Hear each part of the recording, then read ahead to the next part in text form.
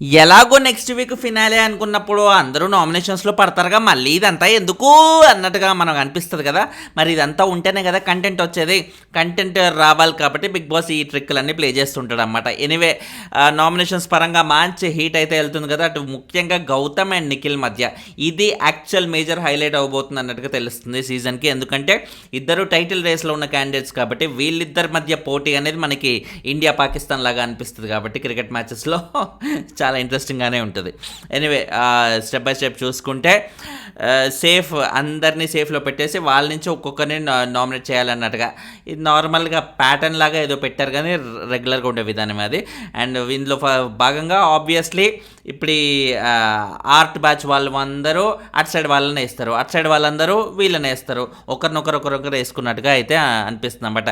ఈ stage of గేమ్లో ఇంకా గ్రూప్ గేమ్ అది ఇదని పట్టించుకుంటే కుదరదు. ఎందుకంటే ఈ వీక్ దాటితే డైరెక్ట్ ఫినాలియే కాబట్టి ఎవరి కాళ్ళు ఫుల్గా ఓపెన్ అప్ అవుతుండ్రు. ముఖ్యంగా నిఖిల్, అయ్యో బాబో ఏంటి ఆవేశం అది ఇది, ఇన్ని రోజులు ఏది ఇదంతా, ఇన్ని రోజులు ఎందుకు దాపెట్టిండు, లోపలనే ఎందుకు యూనో క్లోజ్ చేసుకుండు, హైడ్ చేసుకుండు, చెప్పుకుందాం ఆ పాయింట్ కూడా. ఫస్ట్ మనం చూసుకుంటే అవినాష్ విష్ణుని నామినేట్ చేస్తూ, విష్ణు ఎందుకు నామినేట్ చేస్తున్నానంటే ఎప్పటికప్పుడు అంటూ ఉంటుంది కదా, నాకు ఇది సెట్ కాదు, ఇది కాదు, నేను పోతాను అన్నట్టుగా అంటుంటుంది కదా. అలాంటి వాళ్ళు ఉండడానికి అర్హత లేదు అన్నట్టుగా తను మాట్లాడుతుంటే, నేను నా వల్లే ఈ గేమ్ కాదు, నేను ఇది ఆడలేను అన్నట్టుగా నేను ఎప్పుడు అనలేదు అన్నట్టుగా అయితే చెప్తుంది అన్నమాట. బేసిక్గా విష్ణు ఏం చెప్తుంది, తను డౌట్ లేదు, ఇలాంటి మాటలు తను చాలాసార్లు చెప్పింది. ఇన్ఫ్యాక్ట్ మొన్న మానస్ వచ్చినప్పుడు కూడా అసలు ఇక్కడ మన హెయిర్ స్టైల్ మనమే చేసుకోవాలి, మనం తిన్న ప్లేటు మనమే తీసి మనమే తోమాలన్నట్టుగా అసలు ఇలాంటివన్నీ ఉన్నాయి. అసలు ఇలాంటివన్నీ ఉంటే అసలు నేను వచ్చేదాన్నే కాదు, ఎందుకు వచ్చాను రా బాబు అన్నట్టుగా అనిపిస్తాను. మొన్నటిదాకా కూడా అన్నది. అవినాష్ రైజ్ చేస్తుంది కూడా ఆల్మోస్ట్ సిమిలర్ పాయింటే, నాకు ఇది సెట్ కాదు, నేను ఇలా ఉండను అన్నట్టుగా ఎప్పుడెప్పుడు అంటావు, కాబట్టి నువ్వు వెళ్ళిపోవాలన్నట్టుగానే నామినేట్ చేశాడు. కానీ విష్ణు ఏంటి, శ్రీముఖి వచ్చాక తనకి చాలా కళ్ళు తెరుచుకున్నాయి. వాళ్ళ ఫ్యామిలీ మెంబర్స్ వచ్చినప్పుడు చెప్పినప్పుడు కానీ, లేకపోతే నాగార్జున గారు వీకెండ్ ఎపిసోడ్స్లో కొన్నిసార్లు చెప్పినప్పుడు కానీ, మిగతా కంటెస్టెంట్స్ నామినేట్ చేసినప్పుడు చెప్పినప్పుడు కానీ, అవన్నిటికంటే కూడా శ్రీముఖి చెప్పినప్పుడు వచ్చిన ఆ ఇది అనేది, ఆ వెలుగు అనేది తనకి ఇప్పుడు వచ్చింది కాబట్టి తను ఇప్పుడు జాగ్రత్త పడడం మొదలు పెడుతుంది. తను స్ట్రాంగ్గా వాదించడం మొదలు పెడుతుంది. అందులో భాగంగానే నా వల్ల ఈ గేమ్ కాదు, నేను ఇది ఆడలేను అన్నట్టుగా నేను ఎప్పుడు అనలేదు అన్నట్టుగా అయితే చెప్తుందన్నమాట. నో డౌట్ తను ఏదైనా టాస్క్ ఇస్తే ఖచ్చితంగా అది గెలిచిందో లేదో పక్కన పెడితే తన ఎఫర్ట్ వైజ్గా చూసుకుంటే Vishnu is always there. Effort వైజ్గా డెఫినెట్లీ విష్ణుని అప్రిషియేట్ చేయాల్సిందే. ఇంతకుముందు విష్ణు అయితే తను ఇట్లా అనేదేమో, అవును నేను బేసిక్గా బిగ్ బాస్ అనేది నేనేంటో నేను అలాగా ఉన్నాను అన్నట్టుగా, అండ్ పృథ్వీకి ఎంతో కొంత ప్రియారిటీ అనేది నా ఇష్టం కదా, అది నా కైండ్ ఆఫ్ గేమ్ అన్నట్టుగా ఈ విధంగా మాట్లాడేది. బట్ ఇప్పుడు పృథ్వీ పేరు ఖచ్చితంగా ఎత్తే అవకాశం అయితే లేదు. ఎత్తడానికి కూడా పృథ్వీ హౌస్లో ఎలాగో లేడు, కానీ ఉన్నా కూడా తను ఎత్తేది కాదు. ఎందుకంటే ఇప్పుడు తను శ్రీముఖి చెప్పిన మాటలు మైండ్లో ఉన్నాయి కాబట్టి పృథ్వీతో సంబంధం లేకుండా తను గేమ్ పైన ఇంట్రెస్ట్ ఉంది అని ప్రొజెక్ట్ చేసుకోవడానికి తను మాట్లాడే మాటలు అలా ఉండాలన్నమాట. అందులో భాగంగానే ఇప్పుడు నేను ఈ టాస్క్ ఆడలేను, అది ఇది ఆడలేను అన్నట్టుగా ఎప్పుడు చెప్పలేదు, వెనకడుగు వేయలేదు అన్నట్టుగా అయితే అంటుందన్నమాట.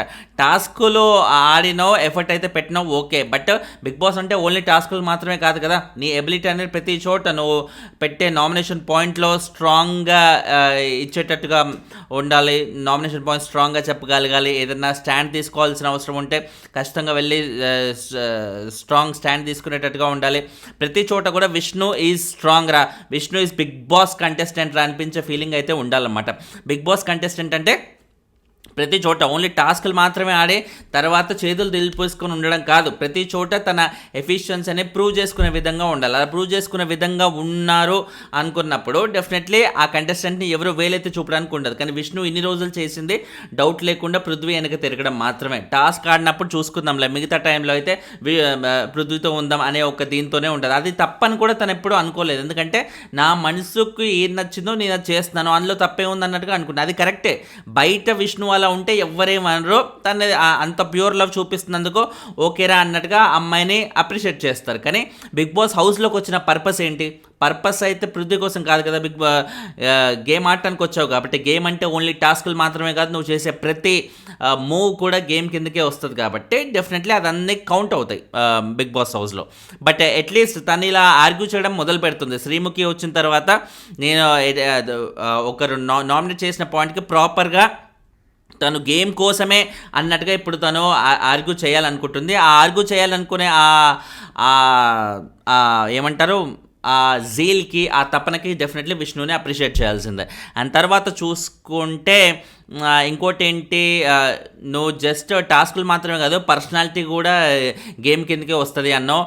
మరి ఇప్పుడు గేమ్ అనేది ఆడడం మాత్రమే కాదు ఎలా ఆడడమో కూడా ఇంపార్టెంట్ కదా అన్నట్టుగా ఏదైతే గ్లాసుల టాస్క్ గురించి చర్చిస్తున్నట్టుగా మనం అర్థం చేసుకోవాలన్నమాట. తేజ ఉంటే డౌట్ లేకుండా ఇదే పాయింట్ తీసేవాడు ఇప్పుడు విష్ణు నామినేట్ చేయడానికి. తేజ బదులు ఇప్పుడు అవినాష్ తీస్తున్నట్టుగా ఉంది. డెఫినెట్లీ ఆ టాస్క్లో అయితే అలా గ్లాసులు పడేయొద్దు అనే రూల్ అయితే లేదు, పడేయొచ్చు. కానీ పడేయడం వల్ల బయట నీకు వచ్చే ఇంపాక్ట్ ఎలా ఉంటుంది, నీకు ఎలాంటి రెస్పాన్స్ వస్తుంది, అవన్నీ కూడా మైండ్లో పెట్టుకోగలగాలి. అవన్నీ మైండ్లో పెట్టుకోవడం లేదు.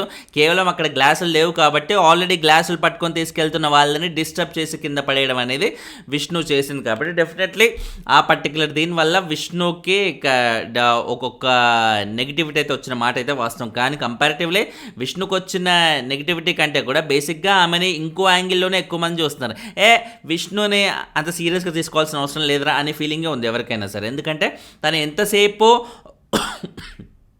పృథ్వీ అంటూ ఆయన వెనకే ఉండడం తప్ప గేమ్ని ఎప్పుడు సీరియస్గా తీసుకోలేదు కాబట్టి జనాలు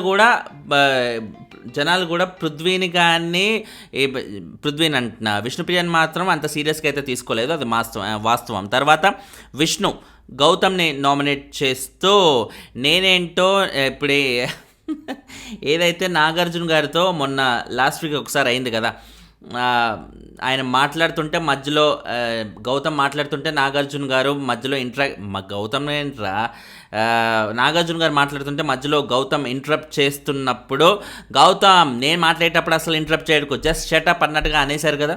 ఆ షటప్ అన్నందుకు ఇప్పుడు ఆ పాయింట్ ఇప్పుడు తీసి నామినేట్ చేసింది అనమాట.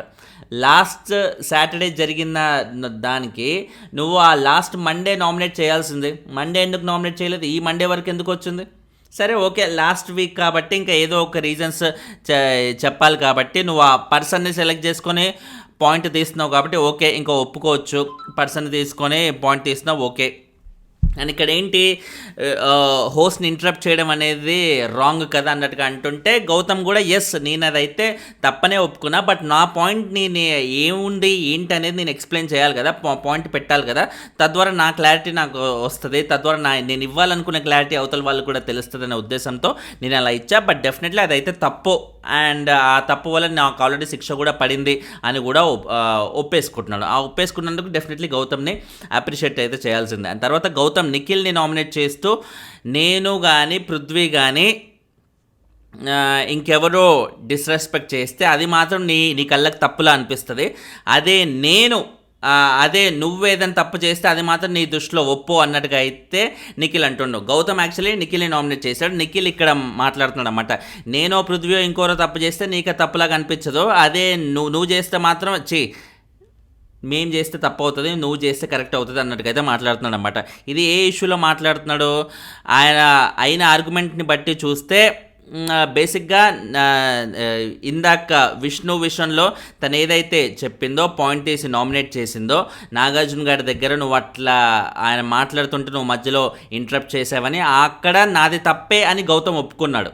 ఇక్కడ కూడా గౌతమ్ ఏమంటున్నాడు, నా తప్పు అని నేను ఒప్పుకోలేదా, నా తప్పని నేను చెప్పలేదా అని అన్నట్టుగా అంటున్నాడు. సో సిమిలర్ రీజన్తోనే ఇప్పుడు నిఖిల్ కూడా ఇక్కడ వాదిస్తున్నాడా అన్నట్టుగా మనం అర్థం చేసుకోవాలన్నమాట. ఎందుకంటే విష్ణు నామినేట్ చేసినప్పుడు గౌతమ్ నాది తప్పే అన్నట్టుగా ఒప్పుకున్నాడు, ఇక్కడ కూడా గౌతమ్ మళ్ళీ నా తప్పే అని అంటున్నాడంటే రెండు టాలీ చేసుకుంటే అదే రీజన్ అయ్యి ఉంటుందని నా వైల్డ్ గెస్ అంతే. సో ఆ వైల్డ్ గెస్లో భాగంగా గౌతమ్ నా తప్పను ఒప్పుకున్నా కదా అంటే లేదు ఒప్పుకోలేదు నువ్వు చెప్పలేదు అన్నట్టుగా అంటున్నావు. చెప్పలేదు ఏంటి బాబాయ్, క్లియర్గా సాటర్డే ఎపిసోడ్లో చూపించారు కదా, నిఖిల్ ఏంటంటే ఇది నాకు ఎలా అనిపించింది, నిఖిల్ మీదకి వెళ్ళిపోతూ ఇన్ఫ్యాక్ట్ నిఖిల్ గౌతమ్ మీదకి వెళ్తూ తన బ్లష్ కూడా అవుతుంది, నువ్వు చెప్పలే అన్నట్టుగా మీదకి వెళ్ళిపోతున్నాడు. సో గౌతమ్ దాంట్లో పాయింట్ ఉన్నా కూడా ఆ పాయింట్ని ఫస్ట్ ఆఫ్ ఆల్ రాంగ్ అని ప్రూవ్ చేసుకోవాలి. వామ్మో ఏంది గౌతమ్ పాయింట్ ఏదో కరెక్ట్ అనిపించేలా అర్జెంట్గా ఈ పాయింట్ని రాంగ్ అని ప్రూవ్ చేయాలి, ఏం చేయాలి, నువ్వు చెప్పలే అన్నట్టుగా అంటే ఏంటి, చెప్పిండు కానీ ఎలా చెప్పినావు అట్లా చెప్పినావు ఇట్లా చెప్పినావు అంటూ ఆ టైప్ వేలో ఏదన్నా ఆర్గ్యూ చేస్తుంటే కన్విన్సింగ్గా ఉంటుంది. కానీ చెప్పలేదు అన్నట్టుగా ఏదో చిన్నపిల్లలాగా వాదిస్తే ఎటువంటి యూజ్ అయితే ఉండదు. సో నిఖిల్ ఇప్పుడు గౌతమ్తో మాట్లాడిన విధానం అనేది ఇంటెన్షనల్గా గౌతమ్ని కావాలని ఇరికించాలనే ఒక ప్రయత్నంలాగే ఉంది తప్ప ఎక్కడ ఆర్గానిక్ ఒక రీజన్ చెప్పి అబ్బా భలే చెప్తున్నాడన్న ఫీలింగ్ అయితే రాలేదన్నమాట. అండ్ ఇట్లా మాట్లాడినట్టు ఇన్ని రోజులు ఎందుకు మాట్లాడలేదు అంటే, ఎందుకంటే ఇది లాస్ట్ టైం కాబట్టా అంటే ఇది లాస్ట్ కాకుండా ఇంకో 2-3 వారాలు ఉంటే ఇప్పుడు ఇట్లా మాట్లాడమన్నట. లాస్ట్ కాబట్టి ఎక్కడ గౌతమ్ టాప్ 5లో వచ్చేస్తాడనే భయం అన్నట. లాస్ట్ టైం అని అన్నావంటే ఇంక అదే కదా మీనింగ్ అది. అండ్ తర్వాత ఏంటి, నువ్వు ఇది లాస్ట్ టైం కాబట్టి నువ్వు ఇన్ని రోజులు పోర్ట్రే చేసింది బయటికి రావాలని చేస్తున్నా అంట. లాస్ట్ టైం కాబట్టి రావాలి, మధ్యలో ఇదైతే ఓకేనా. ఇన్ని రోజులు ఈ ధైర్యం ఎందుకు రాలేదు ఇలా మాట్లాడాలని, ఇట్లా రచ్చరచ్చ చేయాలని? టాప్ 5లో గౌతమ్ వస్తున్నాడని భయం తప్ప, గౌతమ్ని కాంపిటీషన్ అవుతాడన్న భయం తప్ప ఇంకేముంది? అండ్ అంటే ఇప్పుడు ఈ రెండిట్లో ఏది నిజం అంటే రెండు నిజం అన్నట్టుగా రెండు నిజం ఎట్లా అవుతాయి బాబాయ్? ఏదో ఒకటి అవుతుంది కదా. బేసిక్గా నిఖిల్ని ఎక్కువ మంది ఒక మాస్క్ గేమ్ ఆడుతున్నాడు, కంప్లీట్గా సేఫ్ గేమ్ ఆడుతున్నాడు, ఎవరైతే తనకి ఎదురు తిరుగుతాడో అని తను అనుకుంటాడో వాళ్ళతో ఇమీడియట్గా వెళ్ళి ఫ్రెండ్షిప్లు చేస్తాడో, తద్వారా ఫ్రెండ్షిప్ ముసుగులో వాళ్ళు ఎదురు తిరగకుండా చూసుకుంటాడు. ఇన్ని రోజులు తను ఆడే గేమ్ ఇదే విధంగా ఉంటుందని పబ్లిక్లో ఏదైతే ఉందో ఇప్పుడు లిటరల్గా అదే ప్రూవ్ అయ్యేలాగా ఉంది. గౌతమ్తో ఫ్రెండ్షిప్ కుదరలేదేమో, కానీ ఆయన గౌతమ్ అలా ఎదురు తిరుగుతూ ఉంటే ఇట్లా గట్టిగా మాట్లాడుతుంటే సైలెంట్గా ఉన్నాడు. చివరిలోకి వచ్చేసరికి ఇప్పుడు గట్టిగా మాట్లాడుతున్నట్టుగా ఉంది. ఇన్ని రోజులు సైలెంట్గా ఉండి, ఇన్ని రోజులు డిప్లొమాటిక్గా ఉండి, ఇప్పుడు మటుకు ఇట్లా గట్టిగా మాట్లాడితే అందులోని ఎందుకు గట్టిగా మాట్లాడుతానని ఆయనే ఒప్పేసుకున్నాడు. ఎందుకంటే ఇది లాస్ట్ టైం కాబట్టి అంట. ఏంటో నాకు అర్థం కాలేదు.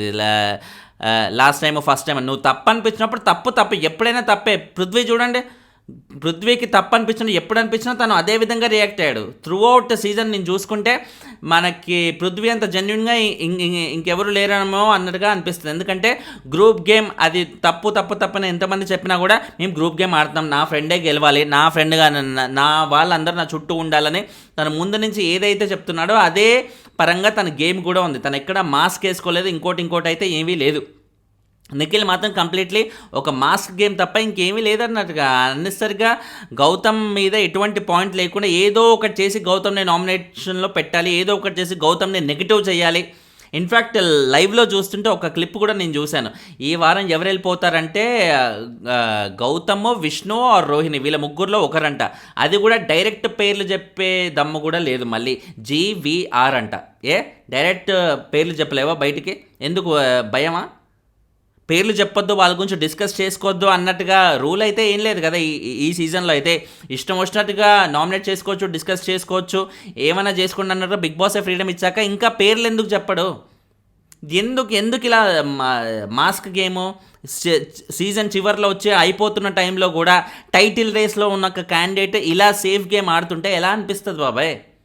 Very very very very safe game ఇది. సో ఇది వెళ్ళే టైంలో కూడా నిఖిల్ ఇంకా తెలుసుకోకపోతే ఇంకా ఎవరు కాపాడలేరు అనమాట.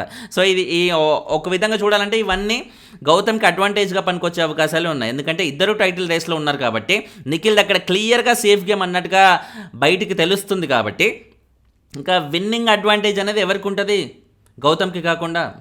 సో హోప్ అలా అయ్యే అవకాశమే ఎక్కువ ఉన్నట్టుగా మనకి అర్థం చేసుకోవాలి. తర్వాత నేను ఇండివిజువల్ ప్లేయర్ అన్నట్టుగా గౌతమ్ అంటుంటే మళ్ళీ దానికి నవ్వుతున్నాడు. దేనికి నవ్వడం? తను ఇండివిజువల్ కాకుండా గ్రూప్ అన్నట్టుగా ఎప్పుడన్నా గేమ్ ఆడా? ఇప్పుడు తేజాకి తన ఫ్రెండ్ అయినా కూడా తేజాకి మొన్న తనకు అవకాశం అయితే ఇవ్వలేదు కదా.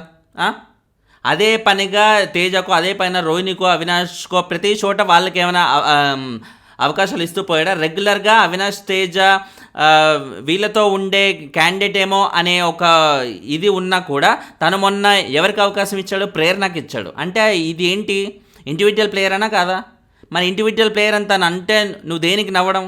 ఆ లాఫింగ్ క్లిప్ ఆ ఇండివిజువల్ ప్లేయర్ అన్నప్పుడే వేసారా, లేకపోతే ఎప్పుడు నవ్వాడో తెలియదు, కానీ ప్రోమో పరంగా అయితే అలా కట్ చేశారు. సో ఇండివిజువల్ ప్లేయర్ అన్నప్పుడే నవ్వుతే మాత్రం అది డెఫినెట్లీ అది వెటకారం కిందకే వస్తుంది. వెటకారం చేస్తే ఏమవుతుంది? క్లోజ్ అవుతుంది అనమాట. సో చూద్దాం, అది ఎగ్జాక్ట్ ఎపిసోడ్ చూసినప్పుడు ఎప్పుడు నవ్వాడు ఏంటని మనకు క్లారిటీ వస్తుంది. తర్వాత యష్మి ఇంకా చాలా సీరియస్ కమెంట్స్ అయితే వచ్చేసాయి. అసలు యష్మిని ఆడుకుంది నువ్వు అన్నట్టుగా ఒక కమెంట్ అయితే వచ్చింది గౌతమ్ మీద. అది చాలా చాలా సీరియస్ లెవెల్ కమెంట్ అనమాట, పర్సనల్ లెవెల్ క్యారెక్టర్ మీదకి వచ్చే కమెంట్. దానికి నిఖిల్ ఇమీడియట్గా ఏం మాట్లాడుతున్నావు, అసలు ఏమనుకుంటున్నావు అన్నట్టుగైతే ఆయన కూడా చాలా గట్టిగానే ఆడుతారు. ఒక అమ్మాయి మీదకి వచ్చే ఒక క్యారెక్టర్ బేస్డ్ కమెంట్ కాబట్టి డెఫినెట్లీ చాలా సీరియసే. బట్ ఆ లెవెల్లో సీరియస్గా గౌతమ్ ఒక మాట అనటానికి గౌతమ్కి వచ్చిన సిచ్యువేషన్స్ ఏంటి, ఆయన ఎటువంటి సిచ్యువేషన్స్లో ఆ మాట అనాల్సి వచ్చింది అనేది మనం చూడాలన్నమాట. ఎందుకంటే మనం చూసుకుంటే యష్మి విషయంలో ఇదే కంప్లైంట్ నిఖిల్ మీద సీత నామినేషన్స్ చేయడానికి వచ్చినప్పుడు అన్నది, అండ్ వీళ్ళిద్దరి మధ్య ఉన్న డిస్టర్బెన్స్, యష్మి అండ్ నిఖిల్ మధ్య ఉన్న ఆ డిస్టర్బెన్స్ అనేది ఎలిమినేట్ అయిన కంటెస్టెంట్స్ వచ్చిన ప్రతి ఒక్కరు కూడా ఏదో విధంగా నిఖిల్ నామినేట్ చేసిన అందరూ మెన్షన్ చేసిన కామన్ పాయింట్ అదే. యష్మికి అన్నెసరీ ఆశలు కల్పిస్తూ తనకి ఏ క్లారిటీ ఖచ్చితంగా ఇవ్వకుండా చేస్తున్నారు అన్నట్టుగా అయితే నిఖిల్ మీద కంప్లైంట్ ఉంది. ఆ కంప్లైంట్ని రెఫర్ చేస్తూ గౌతమ్ ఏ విధంగా పోర్ట్రే చేశాడు, యష్మిని ఆడుకుంది నువ్వు అనే డైలాగ్ ఎందుకైతే వచ్చింది అనేది మనం క్లారిటీగా ఎపిసోడ్ చూసినప్పుడు అయితే మనం మాట్లాడుకున్నాం. అండ్ తర్వాత గౌతమ్ అయితే గౌతమ్ అంటున్నా నిఖిల్ అంటాడు, నీ దగ్గర నేను వినడానికి రాలే ఇవన్నీ, ఇంకోసారి నోరు జాడితే వేరేలా ఉంటుంది అంట. వేరేలా ఎందుకు ఉండడం? ఇంకోసారి నోరు జాడితే అంటే ఏంటి? మాటలే కదా ఉండాల్సిందే. మాటలు కాకుండా చేతలు ఉంటాయా? వెళ్ళి కొడతాడా, జైల్లో పెడతాడా, కేసు వేస్తాడా ఏంటన్నట్టు? వేరేలా ఉంటుందంటే ఏంటిది? ఈ ధమ్కీలు ఏమన్నా ఉంటే బయటికి వెళ్ళి ఇవ్వాలి కదా. బిగ్ బాస్ హౌస్లో ఉన్నప్పుడు నువ్వేం చేయాలి, ఎలా మాట్లాడాలి? ఆడియన్స్కి నచ్చే విధంగానే ఉండాలి. ఆడియన్స్కి ఇలాంటి ధమ్కీలు అవి ఇవి ఇస్తే కుదరదు కదా. కోర్స్ ఆడియన్స్కి అరే మా నిఖిల్ భలే ఇచ్చాడురా, ధమ్కీ ఇచ్చాడు, అట్లా ఇవ్వాలి గౌతమ్ గాడికి అన్నట్టుగా అనిపిస్తుందేమో. నిఖిల్ హార్డ్ కోర్ ఫ్యాన్స్కి అలా అనిపిస్తుందేమో. బట్ న్యూట్రల్ ఆడియన్స్కి ఎవరికి ఈ కైండ్ ఆఫ్ ధమ్కీలు కొడతాను అనే విధంగా అర్థం వచ్చేలా ఈ కైండ్ ఆఫ్ ఇది ఇస్తే, ఇలాంటి ధమ్కీలు ఇస్తే అది ఎలా అనిపిస్తుంది? చాలా అసహ్యంగానే ఉంటుంది, చాలా డిస్టేస్ట్ఫుల్గానే ఉంటుంది అనమాట. సో అది ఏ రేంజ్లో అయింది చూస్తే ఆ ఆర్గ్యుమెంట్ పరంగా గట్టిగానే అయినట్టుగా తెలుస్తుంది.